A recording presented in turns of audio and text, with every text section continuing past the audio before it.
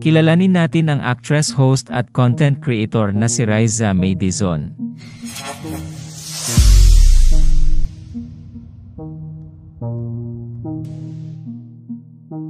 Kamakailan ay nagpost ng mga litrato si Riza May sa kanyang Instagram account kung saan makikitang umaura siya habang tanaw sa background ang kabundukan na makikita sa lugar kung saan sila nagbakasyon.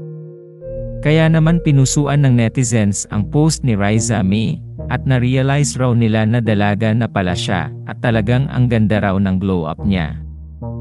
Pero sino nga ba si Riza May Dizon?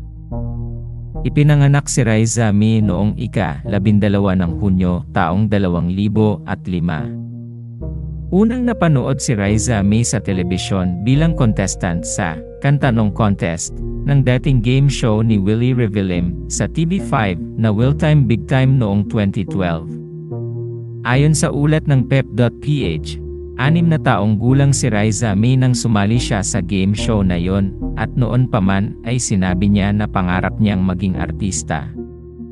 Sumali siya sa segment na Little Miss Philippines noong 2012 at nanalo siya bilang grand winner.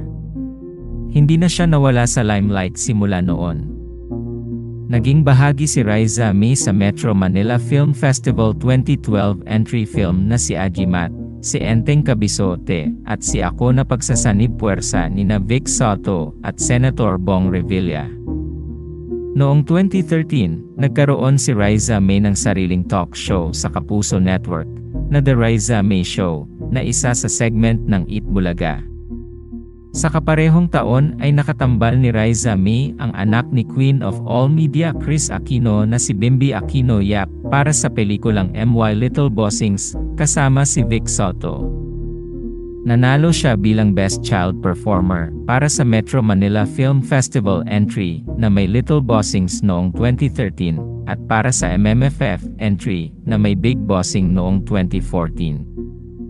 Sa pagbisita ng Eat Bulaga The Barkads sa Israel noong 2019, isa sa mga highlights ng kanilang trip ay ang First Communion ni Riza May sa Stella Maris Monastery sa Haifa, Israel.